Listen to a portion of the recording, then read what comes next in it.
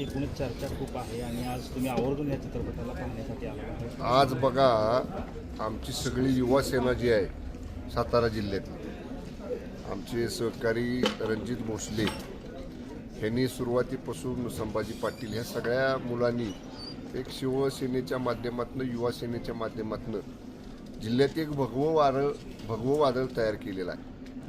आणि आमच्या सगळ्यांचे जे प्रेरणास्थान आहे छत्रपती शिवाजी महाराज, धर्मवीर छत्रपती संभाजी महाराज, आणि आज छत्रपती संभाजी महाराजांच्या जीवनावरचा हा छावा चित्रपट हा सातारा शहरामध्ये इथं या थिएटरला चालू आहे.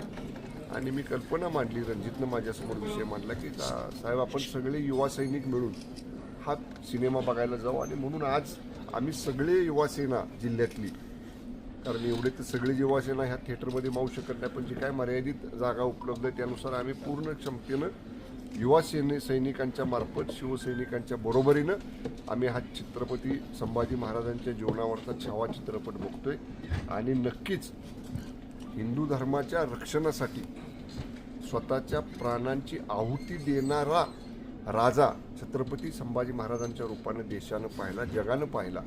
आणि त्यांच्यावरचा हा चित्रपट बघण्याची आमची सगळ्यांची इच्छा, जे लोकांच्या, तरुणांच्या मनात स्फूर्ती देणारं ठरेल. आणि म्हणून त्या निमित्तानं आम्ही सगळे युवा सैनिक मिळून एकत्र हा चित्रपट आज बघतोय.